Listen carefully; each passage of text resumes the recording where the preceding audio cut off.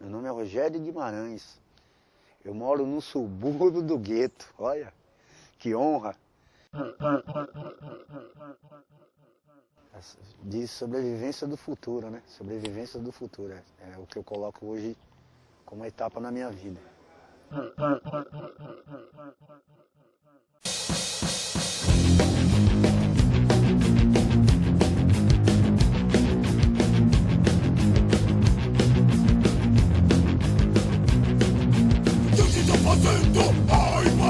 Não tô fazendo nada, eu quase tô aqui baratinado. O que tô fazendo aí parado na esquina? Não tô fazendo nada, eu quase tô aqui esperando uma mina.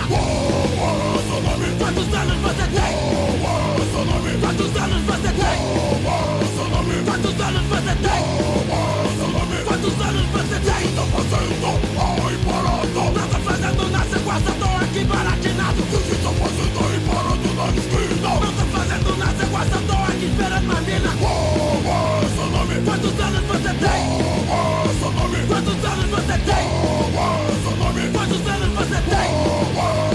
Quantos anos você tem? Tô fazendo aí parado. Não tô fazendo nada, eu quase tô queimando baseado. O que tô fazendo aí parado na esquina? Não tô fazendo nada, eu quase tô fazendo cocaína. Quantos anos você tem? Quantos anos você tem? Quantos anos você tem? Quantos anos você tem?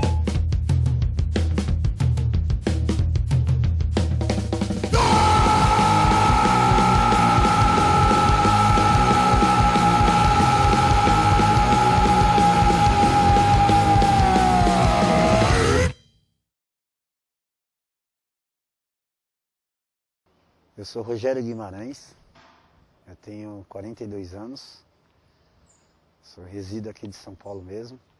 Eu nasci aqui e meus pais são do Nordeste. Primeiramente a gente acordava de manhã cedo, com cada um com um saco, isso aí era na faixa de 6 horas, 7 horas, sem tomar café. Nós éramos em 13 irmãos e saía para catar ferro velho para fazer o pão de cada dia. A maioria dos meus irmãos era do crime e fui levando, a gente foi levando nessa vida assim. E isso desde que idade, assim, você lembra? Você tinha 15 anos? Ah, lembro, foi cedo isso aí. Isso aí começou do 7, do 8, do 9, do 10. E aí começou a perca também de irmão, mesmo nessa época aí. Eu perdi uma irmã grávida, né? Ela foi assassinada grávida. E aí começou a minha revolta nisso aí, né? Eu comecei a me revoltar. Começa a gente ter outra expectativa de vida, né? Que é entrar no mesmo ramo para se vingar, para mostrar também que era do crime também naquela época. Mas só que foi se acabando a família, né? A família foi cada dia mais se acabando.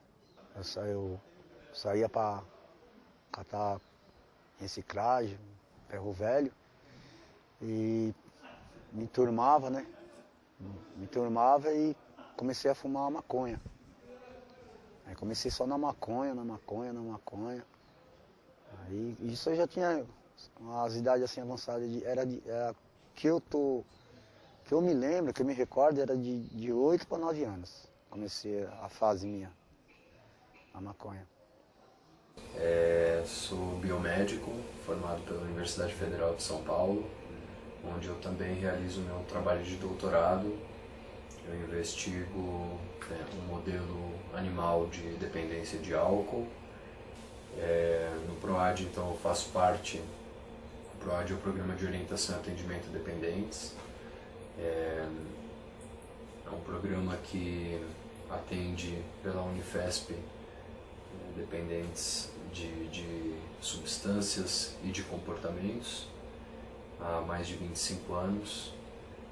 Fatores de vulnerabilidade social, né, como, por exemplo, exposição à violência moral e violência física ou sexual no período de infância, a gente sabe que aumenta muito o abuso de substâncias na idade adulta. Então a gente consegue perceber que existem fatores tanto biológicos quanto sociais né, culturais que acabam incentivando ou inibindo a busca por certo tipo de substância nesses grupos. Consequência da família se acabando, vendo meus irmãos morrer, outros no crime, eu trabalhava sem estudar, sabe? Isso vai dando outro tipo de caminho, outro tipo de direção, que a pessoa mesmo já não consegue conter, sabe? Ele não sabe o que é discernir. Depois eu parei um pouco com a maconha, aí eu fui só na cachaça. E aí eu fui ser alcoólico mesmo, né? Fiquei como cachaceiro mesmo. Eu sou professor de História na USP, na cadeira de História Moderna, e eu me formei na USP também como mestre e doutor em História Social. E a minha linha de pesquisa é sobre a história da alimentação, das bebidas e das drogas. Bom, a história da proibição global, ela vem de uma iniciativa ocidental que vai depois se estender sobre todo o mundo. E ela é bastante recente, ela ocorre a partir do século XIX. Esse movimento vai se tornar uma política de Estado a partir do século XX, quando em 1919 vai ser promulgada uma lei nos Estados Unidos, que é uma emenda constitucional, que vai ficar conhecida como Lei Volstead, que era o deputado que tinha proposto, e que proibia a fabricação e o comércio de bebidas alcoólicas em todo o território norte-americano. Para os objetivos apresentados, que seria a diminuição ou até a abolição do consumo, sim, foi um fracasso, porque o consumo reduziu um pouco no início, mas depois ele voltou aos níveis anteriores e inclusive voltou em níveis piores. Então a saúde pública foi mais afetada por um consumo mais intenso de substâncias mais fortes e com um nível de qualidade muito pior. Por outro lado, isso criou um enorme, digamos assim, sucesso empresarial para os grupos que exploraram o comércio clandestino, que foram as famosas máfias, né? A máfia de Chicago, Al Capone, isso tudo, e não só a máfia italiana, tinha várias especializações que eram exatamente das comunidades que se recusavam a aceitar a proibição. A papoula, com os derivados do ópio, a coca, com todos os derivados da cocaína, e a cannabis, com todos os derivados do haxixe, da maconha, etc., vão se tornar as três plantas, as três substâncias mais perseguidas, particularmente a partir dos anos 30, quando o álcool volta a ser objeto de comércio. A escolha dessas substâncias tem a ver com elementos culturais da tradição ocidental. Essa concepção ela vai ser formalizada, sobretudo, com o Tratado de 1961, que é chamado de Convenção Única de Entorpecentes, e depois ela vai ser ampliada em 1970 pelo presidente Nixon dos Estados Unidos. Total war against public enemy number one in the United States, the problem of dangerous drugs. Com a inclusão de várias substâncias produzidas em laboratório, sobretudo o LSD, a psilocibina, a mescalina, etc., e que tinham sido parte de uma contracultura muito ligada ao movimento hippie, a um certo questionamento, enfim, da ordem oficial da sociedade industrial.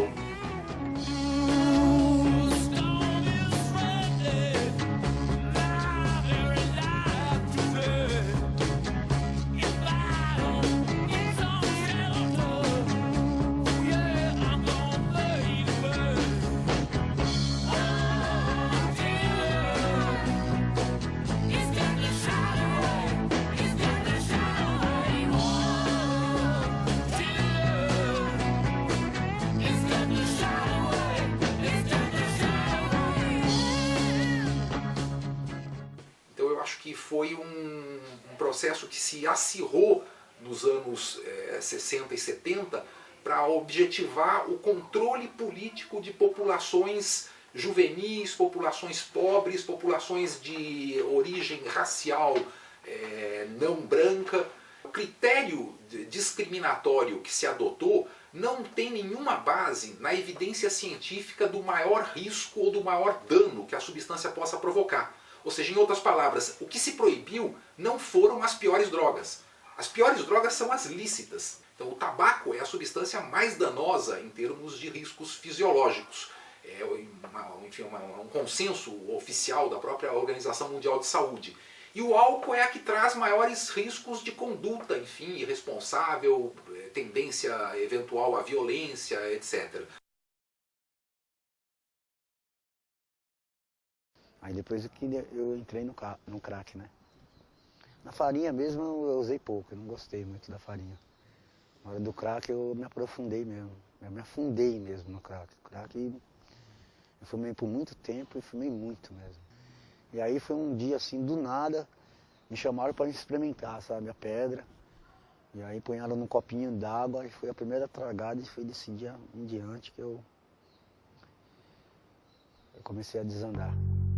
Been trying to meet you.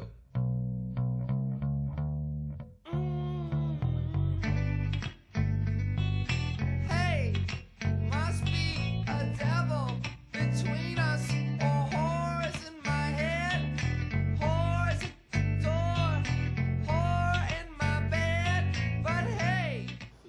O efeito é usar mais. Cada vez que você usa, se dá o efeito de você usar mais, dá pânico, tem gente te procurando, tem gente querendo. Os pânicos que dão é que as pessoas querem te matar, você estão te caçando para ser preso, sabe? E fica naquele pânico e é 5 minutos o duradouro esse pânico, 5 minutos.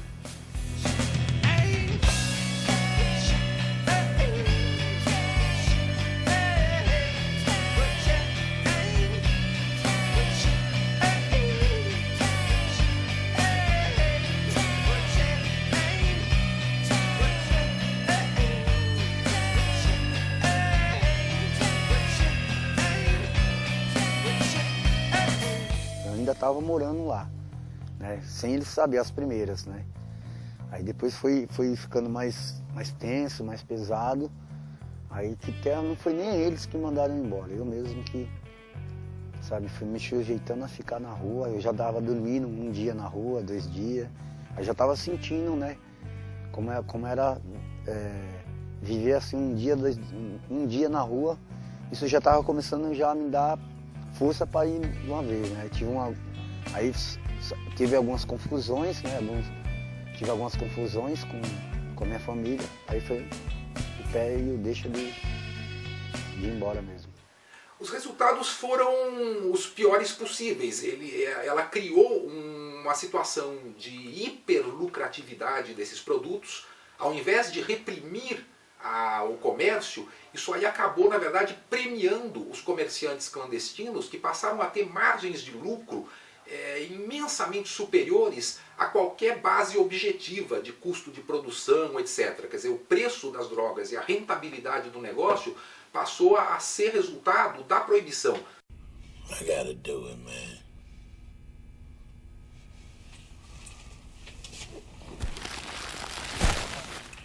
Dude.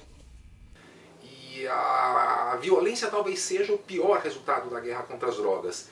Milhares de mortos em guerras entre gangues, em guerras das gangues com a polícia, e depois a polícia também usando o estigma do traficante para atacar qualquer tipo de elemento indesejável. E aí a polícia me abordou, sabia, né? Eles já estavam me investigando já, foi ali na São Francisco, né? Que antiga era. Eu caí em 97. Então eles tinham um trabalho ali com a investigação, com as câmeras ali, os prédios doavam essas imagens, e eles sabiam quem era o vapor do tráfico ali. Então, como era eu que me mostrava muito, e aí eu era réu primário e tive que assumir 12. E aí eu caí no artigo 12. Tirei 5 anos de cadeia. Eu sou juiz de direito no estado de São Paulo, atuo na comarca de Campinas e atualmente sou titular da primeira vara do júri de Campinas. Sou membro da LIP e porta-voz da LIP também. Numa tradução um pouco livre, nós podemos dizer que LIP significaria agentes da lei contra a proibição. Então o que fez a nossa última legislação, que está em vigor atualmente? Ela quis separar o traficante do consumidor. manteve a criminalização do consumidor, mas disse o seguinte: quando a pessoa portar a droga para consumo pessoal, ela não pode ser presa. Pois bem, o que aconteceu logo em seguida quando essa lei foi editada? Um desastre, porque o número de prisões por tráfico aumentou sobremaneira. Por quê? Porque a lógica do sistema não foi modificada. A partir da edição dessa lei, aumentou os flagrantes por tráfico. Por quê? Pela simples razão, se a pessoa fosse flagrada por porte de entorpecentes, com base no artigo 28, ela não poderia ficar presa. A partir do momento em que se faz o flagrante e se coloca no flagrante que aquela pessoa era traficante, isso imediatamente acarreta a sua prisão. Então, é réu primário, você chega, tudo tenso, né? Tudo disciplina, sabe? Cabelo rapado, é o padrão da casa. Oh, baby, you and me.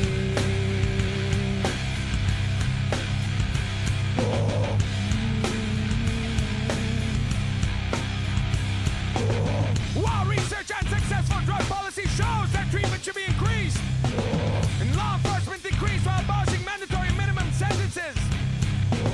While research and successful drug policy shows that treatment should be increased, and law enforcement decreased while abolishing mandatory minimum sentences. Isso funciona tudo no ditado do comando, né? O comando do partido, do PCC, é que estabelece as regras, né? Dentro da cadeia. E tem que funcionar assim, né? Da maneira deles, né? E aí todo preso tem que seguir essa forma que não seja penal, né?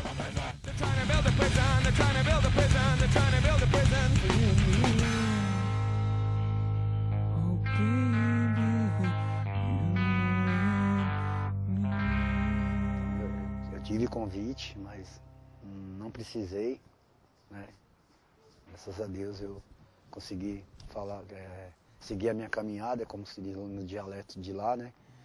Eu tirei a minha caminhada sem precisar ser do comando.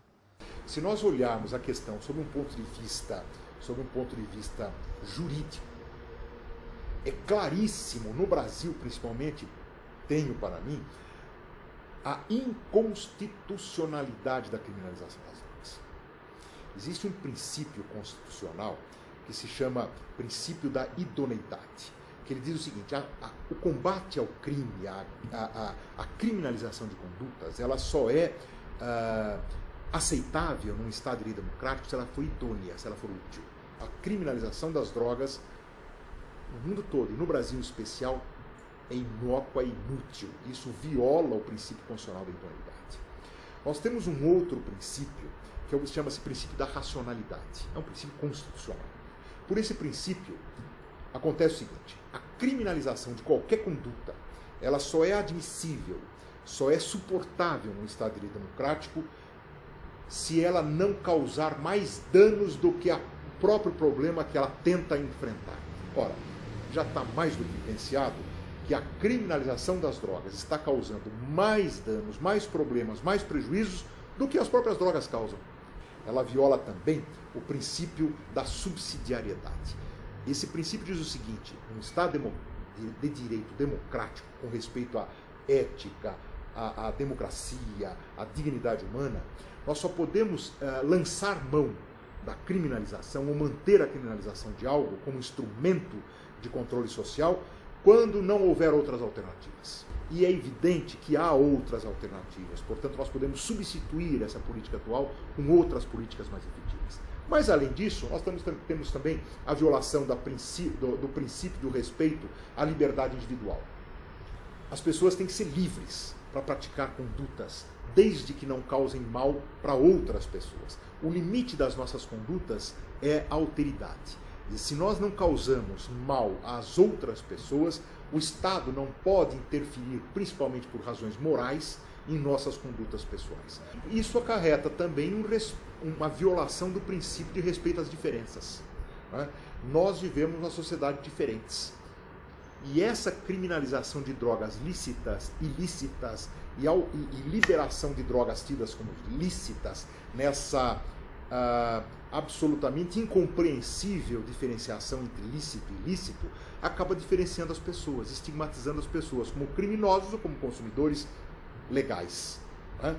Isso estigmatiza, afasta as pessoas e afasta de uma forma gravíssima, porque não é só uma estigmatização moral, uma estigmatização de exclusão social, mas uma estigmatização que acarreta uma exclusão prisional, inclusive. Né? Portanto, há uma violação clara a princípios constitucionais que tornam, no âmbito jurídico, efetivamente jurídico, a criminalização das drogas em si uma lei, uma legislação absolutamente inconstitucional.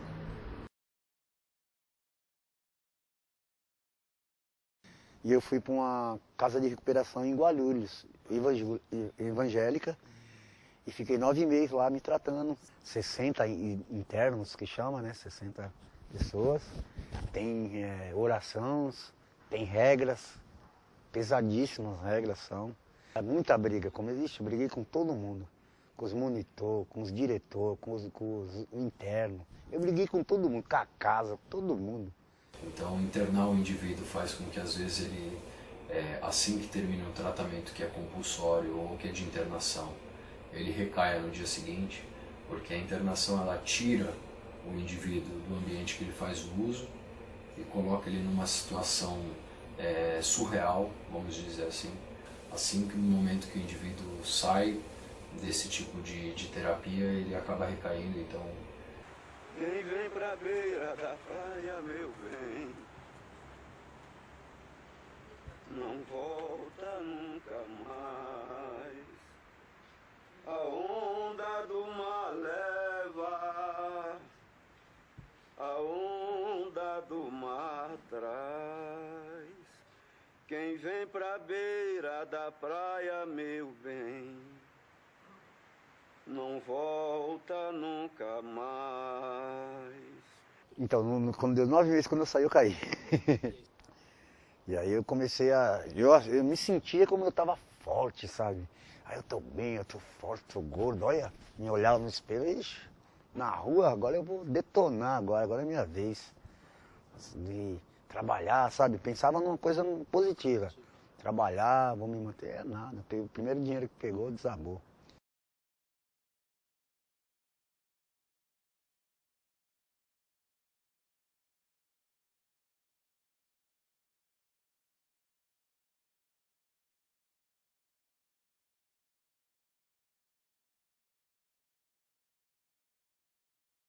A gente não exige abstinência para que o indivíduo ele se trate no PROAD, na tentativa de trabalhar com um indivíduo que é dependente, questões mais amplas que só o uso de substâncias. O tratamento de cada indivíduo ele tem que ser personalizado, ele tem que ser único. É isso que a gente entende como a dependência é um transtorno complexo, que abarca tanto a esfera biológica, quanto a esfera psicológica, quanto a esfera social do indivíduo. Isso faz com que nenhum tratamento pré-moldado ele vai contemplar todos os indivíduos. A redução de danos ela não é a salvação de todos.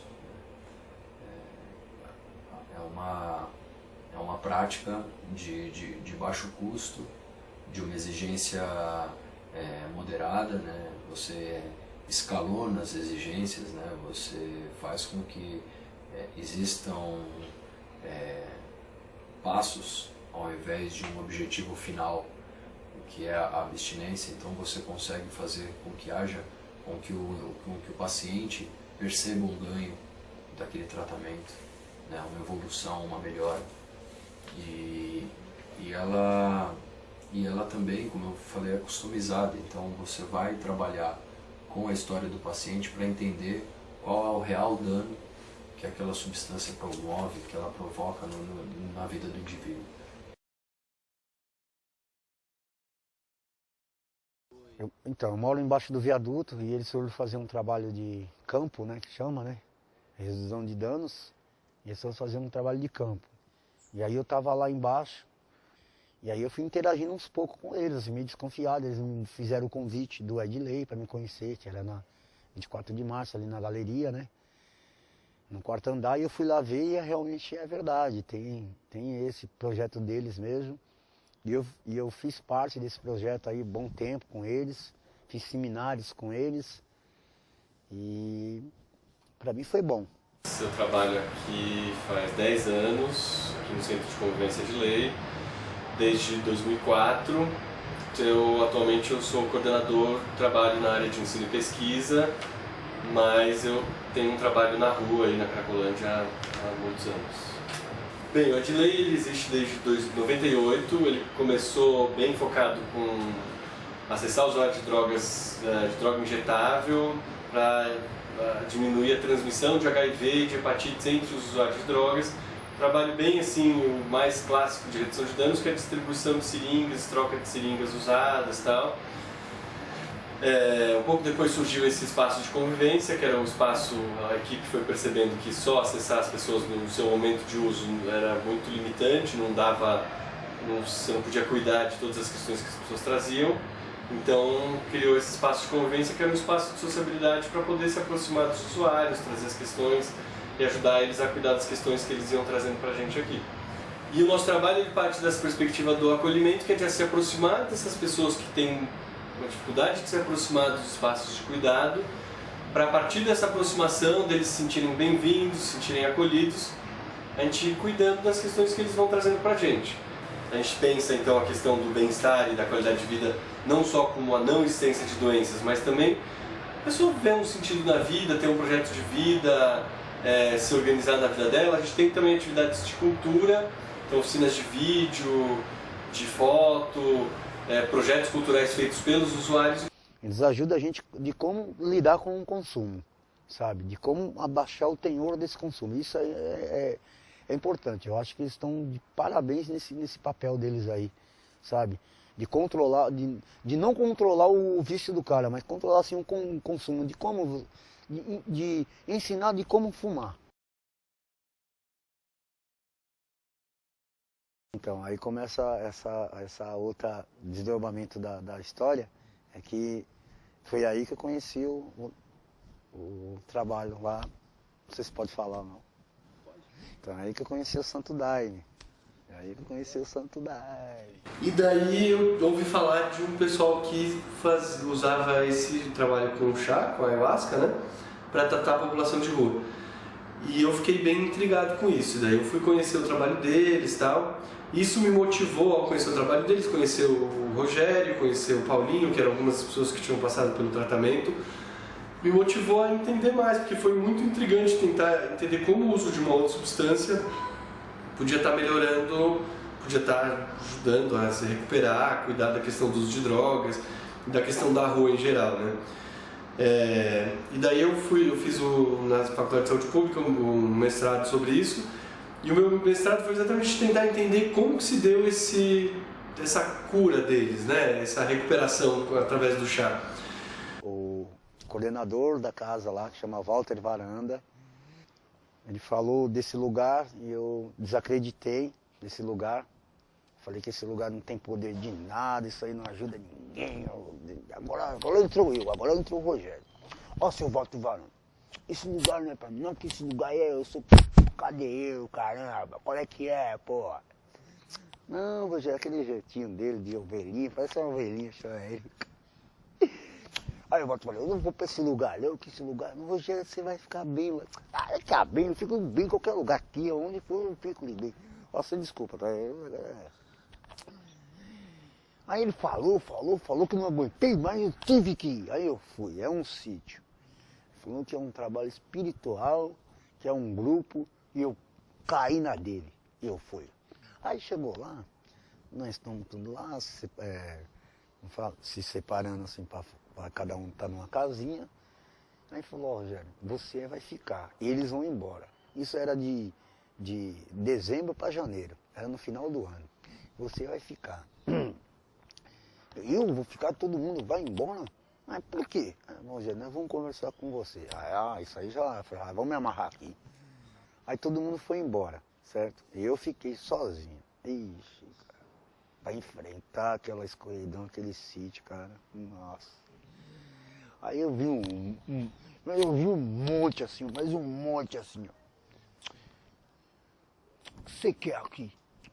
Ah, mas peraí, eu tô... Calma, eu nem falei com o Walt, né? Calma, vocês tenham calma. Ah, mas o que você quer aqui? Aqui não pertence a você. Não pertence a mim, não é meu, mas também não é assim não, vamos com calma. Ó, quer saber uma coisa? Eu sou malandro, se quiser vir partir... Mas é uma voz parecida com a minha, parece que eu tava falando comigo mesmo, pô, eu não entendi mais nada. Pô, caramba, é uma voz parecida com a minha. Quando eu fui deitar, rapaz, apareceu um cigarro de maconha desse, tá sério?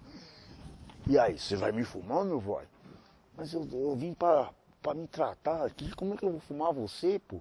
Você vai me fumar ou não vai? Eu sou malandro, hein? Você conversa direito comigo, que eu não tenho medo de você já aqui, você enrola aqui agora. Era um cigarro falando comigo, eu não sei o que estava acontecendo com a minha cabeça, eu saí. Aí eu não aguentei, aí saí. Aí fui chamar eles, fui mesmo. Ó, escuta aí, tem alguém lá, tá me falando pra me fumar ele. Um cigarro. Mas como, Rogério, o cigarro vai falar pra você fumar? Falou. Era nada, era abstinência. Pegou pesado em mim, cara. Ai. Aí eu comecei a chorar, de verdade, né? Chorar de verdade, né? Tem história... Não sei nem por que eu tô contando isso pra vocês. Né? Faz parte. Eu já tava muito surrado da vida, né? Tava muito cansado já não tava aguentando mais. Eu já não tava com mais esperança de viver mais. Eu acho que eu já tava embarcando mesmo pra morrer já, nas últimas já. Aí depois eu tomei o Santo Daime. Eu fiquei uma semana guardado assim, num tambo, né, que chama. Eu tive que ficar uma semana lá sem ninguém. Sem ninguém pode tocar em mim, não pode me olhar, eu tenho que ficar lá e fazendo outros tipos de trabalho. E porque o chá ele tem um efeito, então ele é a mistura de duas plantas, né?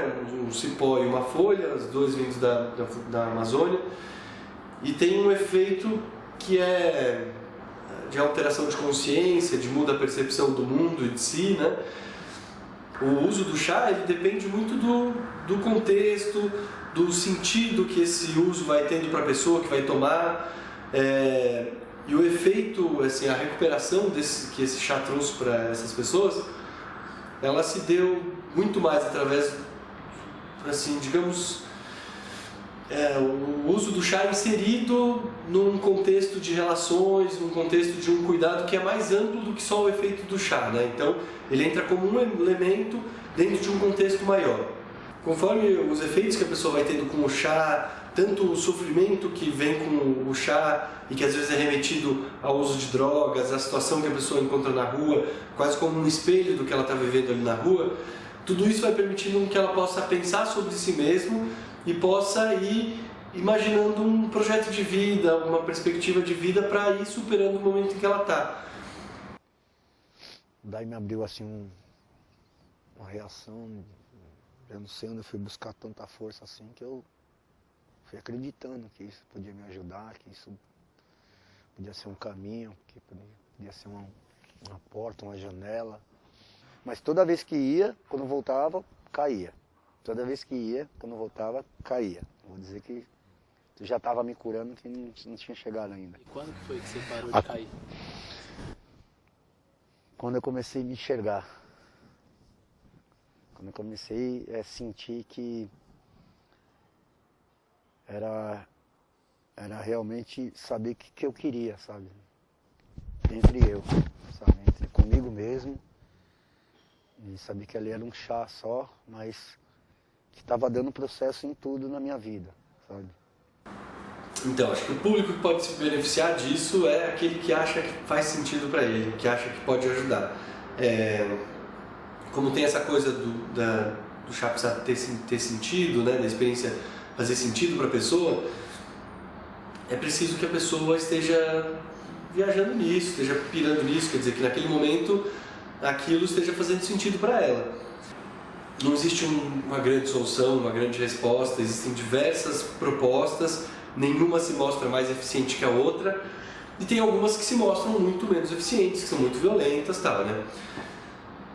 Mas para qualquer uma dessas possibilidades é importante que aquilo faça sentido para ela, que aquilo entre na lógica dela, que aquilo faça sentido para ela, que ela veja aquilo como uma possibilidade, como uma oportunidade. Então, mesmo no meu mestrado eu faço essa discussão, o quanto que essa recuperação com o chá, ela se aproxima ou não de uma conversão, né? Que a gente vai ver que tem muita gente que supera a sua questão com o álcool, com as drogas, a partir da conversão para uma religiosidade, para passar a ser adepto de alguma religião, ou mesmo uma concepção de vida, né?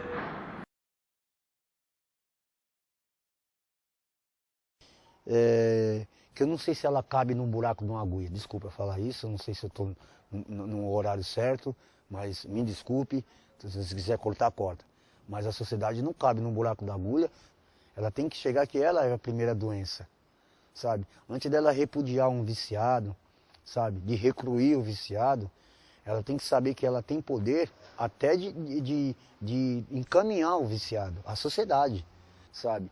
Agora, como ela começa a recruir, sabe? Como ela começa a afastar o viciado, eu me coloco assim que a sociedade quer que realmente a droga realmente se instale mais dentro da sociedade. Você sabe? Porque quando ela põe essa muralha, fica difícil. Tem uma história. Para ele estar fumando, tem que ter uma história dele ali. Que já vem de berço. Vem de casa, o gás está acabando, sabe? O aluguel é muito caro. Eu acho que vem com tudo isso, sabe? A família é muito grande, os gastos são muito, o salário é pouco, sabe? Então o recurso que ele tem no momento é se entregar à droga, certo? É um lado fraco dele, isso eu não vou negar, mas também não pode pisar, certo? Se você não pode ajudar, você não acha que não tem poder para isso, porque é uma sociedade, mas pisar também você não tem o direito, que ele tem o direito dele. Mesmo viciado, ele tem o direito dele, sabe? Ele gasta também, sabe? Ele gasta. Então é assim, primeiramente, eu acho que a sociedade primitiva, você me desculpa, essa sociedade meia light, sabe? Que se entope em shopping, essas aí é a primeira que realmente é cega, é uma sociedade cega, sabe? O país um pouco abalado por isso, que a sociedade enxerga, mas não quer ver.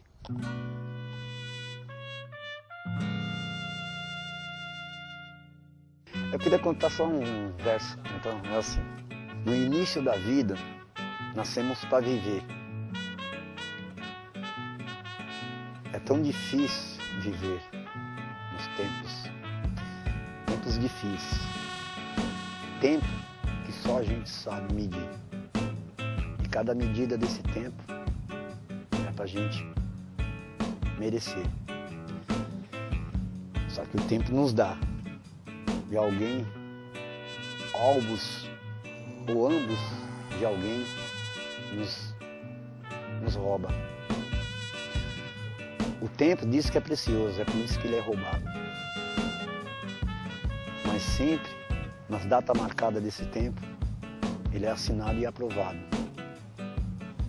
Que só o fato da gente se manifestar e se pôr, ou se posicionar de frente a algo que hoje não se fale por pátria, mas fale por gente. Hoje não se fala até por Copa, mas fala por os esportes, que faz bem à saúde. Não se fale de nobrezas, de pôr pessoas que se acham tão graduadas nos seus estudos que se perde por vidas. Se perder de tudo aquilo que você falou, é as pessoas que estão se perdendo dos estudos que você acha que é. Na matéria que somos, ainda estamos se resolvendo. Que tipo de formação a gente vai se formar. feito agora. É poema, mas é feito agora, é na hora. Saiu bem, eu não sei, eu faço.